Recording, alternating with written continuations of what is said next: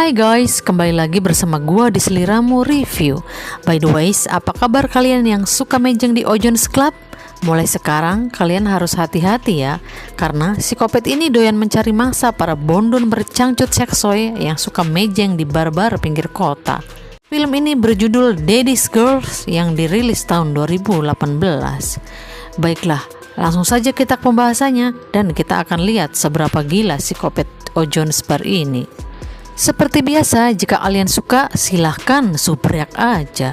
Biar kalian tidak ketinggalan video menarik lainnya dari Seliramu, yang channelnya selalu membahas film-film keren dan mengerikan, dan yang pasti tidak ecek-ecek. Film dimulai dengan diperlihatkannya sebuah rumah di mana terlihat seorang gadis yang sedang ngenes dengan beberapa toples berisi remahan daging manusia. Dia seperti ingin membunuh dirinya sendiri.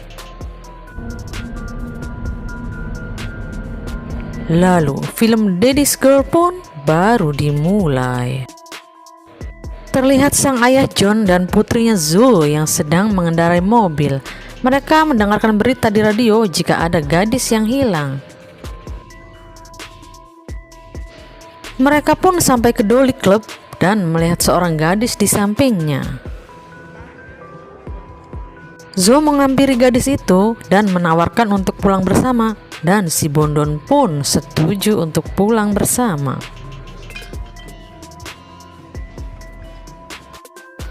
Si bondon ngoceh seperti beo, namun dia tidak tahu jika dia akan dieksekusi. Sampailah kepada rumah mereka dan terlihat sang ayah dan si bondon sedang bermesraan. Lalu si ayah pun mengajak bondon itu ke kamar. John pun mengambil potret dan mengucapkan selamat datang di neraka. Bondon pun melihat sekitar dan dia sangat ketakutan. Namun tiba-tiba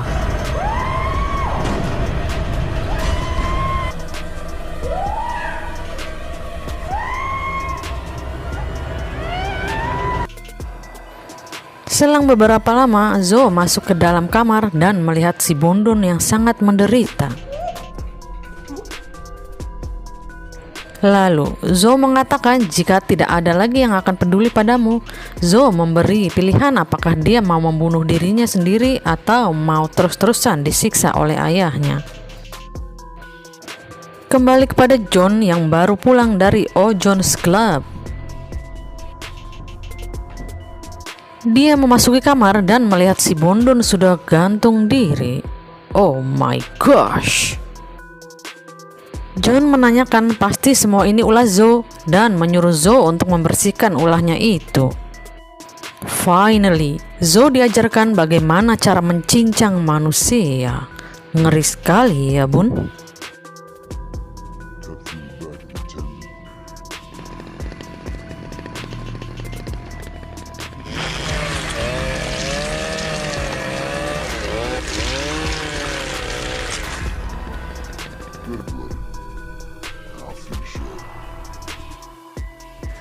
Scene beralih kepada Pak Sheriff yang sedang memeriksa sebuah rumah.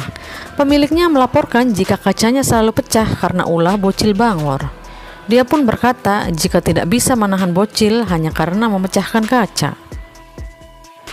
Bocil itu pun ngibrit ketika melihat Pak Sheriff dan ternyata bocil bangor pun memecah ban mobilnya. Karena ulah bocil nakal tersebut, Sheriff pun mencari bantuan dan datanglah dia ke bengkel John dan terlihat Zoe sedang di sana. Si John datang dan si Sheriff mengatakan jika ban mobilnya kempes, lalu John pun bersedia untuk menderek mobilnya. Dalam perjalanan, Sheriff pun menanyakan tentang tatonya, lalu John menjawab jika dia adalah bekas orang militer. Lalu sampailah Sheriff ke kantornya. Selang beberapa lama, John pulang dan terlihat dia sedang memasang jebakan. Zo pun menghampiri ayahnya dan dia kaget jika ayahnya sedang memasang jebakan. Lalu ayahnya pun berkata, "Mendingan kamu mandi deh, ntar malam temani ayah cari mangsa lagi yuk." Malam pun poe, sampailah mereka di sebuah klub dan Zo sedang di sana bersama ayahnya. Lalu Zo menginginkan jika dia akan memesan minuman sendiri. "Segelas Amer ya mbak?" cek si Jo teh. Zo melihat jika ayahnya sudah bersama gadis lain, terlihat begitu mesra dan mereka pun beradu jigong. Merasa cocok, mereka langsung tancap gas pulang. Dan sesampainya di jalan, Bondon Giling pun berteriak-teriak layaknya Tarzan kota. Zo pun ikut gila bersamanya.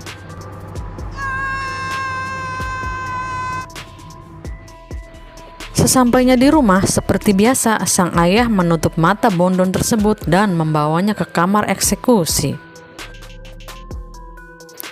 Bondon pun kaget, lalu tiba-tiba, oh my gosh, Bondon pun dipasung layaknya tahanan era zaman Belanda. Lalu John menyiksa Bondon tersebut dengan setrum.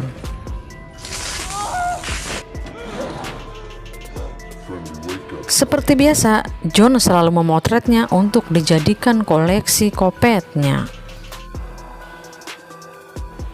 Lalu John pun mengeksekusinya. Kembali kepada Sheriff yang masih penasaran dengan sosok John. Dia mencoba mencari informasi melalui internet. Ditemukan jika John dipecat dari militer dan istrinya mati bunuh diri. Balik maning ku si John yang masih brutal menyiksa si Bondon.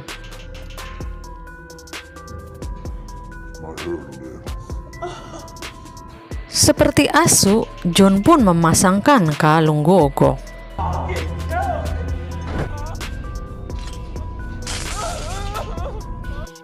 Melihat kekejaman John, Zo pun merasa muak dan dia mengambil pistol seolah ingin membunuh si John. Dia pun kebingungan apakah dia mau membunuh si John atau membunuh dirinya. Zo datang dengan membawa pistol yang dia arahkan ke John. Namun tiba-tiba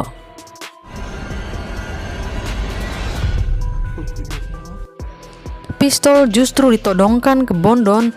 Jo pun memberikan pilihan, apakah kau mau membunuh dirimu sendiri atau mau membiarkan ayahku terus-menerus menyiksamu. Kau akan sangat menderita, kata si Jo teh. Lalu Bondon pun memilih untuk mengakhiri hidupnya. Setelah itu, John tancap gas dan membawa pistol tadi untuk menghilangkan bukti.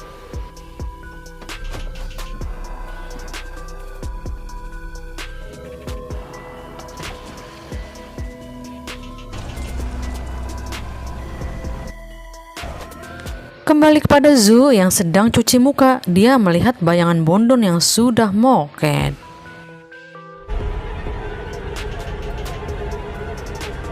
Zo pun keluar rumah dan dia muntah-muntah.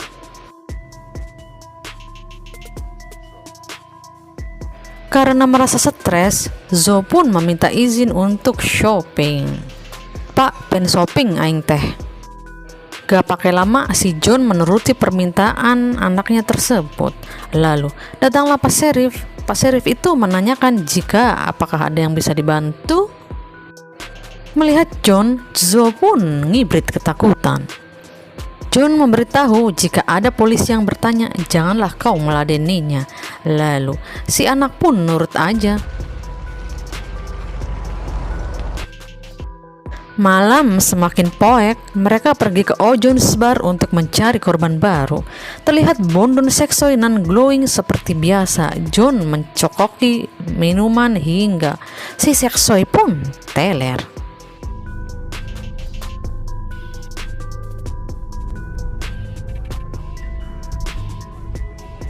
Sesampainya di jalanan, terlihat sheriff yang melihat mobil mereka. Lalu sheriff itu pun menguntitnya.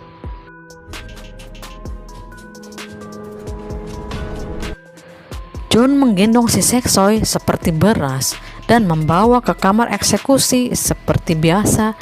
Dia pun mengambil foto. Zhu mencoba membangunkan si Seksoy dan si John mengambil alih, tapi Seksoy itu justru menggigit tangan si John. Seperti biasa, John mengeksekusinya dengan setrum. Kembali kepada Sheriff yang terkena jebakan, dia merasa kesakitan karena gigitan besi tersebut.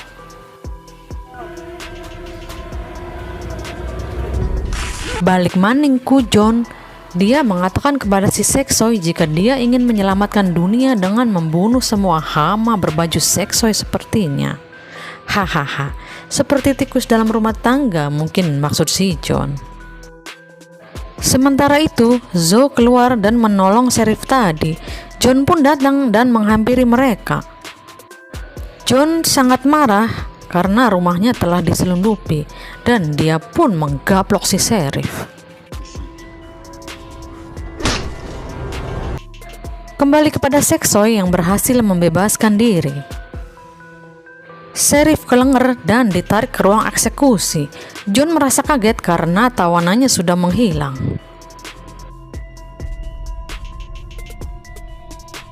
Dia murka kepada Zhu karena dia yakin Zhu yang menyebabkan semua itu. John pun pergi dan memburu si Seksoy tadi.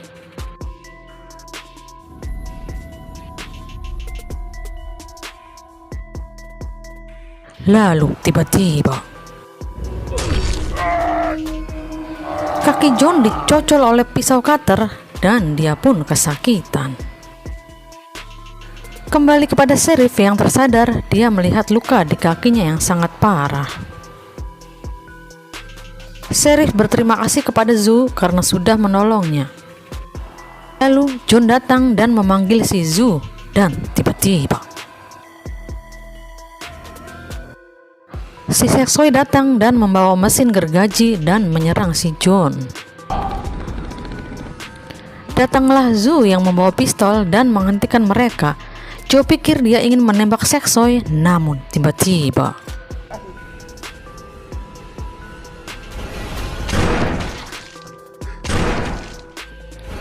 John pun ditembak oleh anaknya dan anaknya pun berkata, "Ini untuk ibuku, ayah." Zhou pun menggorok leher ayahnya hingga dia pun moket. Scene beralih kepada Sheriff yang sudah membaik. Datanglah teman sekerjaannya dan mengatakan, "Apakah kau tahu sekarang Zhou seperti apa?" Sheriff itu pun hanya diam. Kembali kepada cerita Zhou di scene awal tadi. Zhou sedang kebingungan mau bunuh diri, namun dia berpikir untuk terus hidup dan menjadi lebih baik. Di sebuah hutan terlihat Zhou dan Sheriff perempuan yang sedang menangkap predator seks. Seperti biasa, kalian pasti ingat kata-katanya Zhou. Mau hidup terus-terusan disiksa, apa lebih baik kau membunuh dirimu saja, Pak? Cek si Zhou teh. Zhou pun menyuruh si kakek brutal itu untuk menggorok lehernya. Lalu kakek brutal itu pun menggorok lehernya sendiri dan dia pun moket.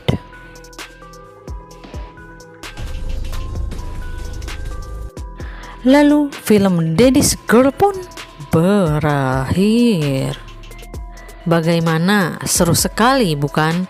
Banyak bondol nakal seperti Flo yang moket bunuh diri karena tidak sanggup menahan siksaan si Kopet ini. Karena sudah terlalu muak, akhirnya Kopet ini dibantai oleh putrinya sendiri. Oke guys, mungkin segitu saja pembahasan dari film Daddy's Girl ini. Semoga kalian menyukai alur ceritanya, dan jika kalian suka jangan lupa subrek aja, biar kalian tidak ketinggalan jika ada video baru dari seliramu. Thanks for watching and then see you on next video. Bye bye.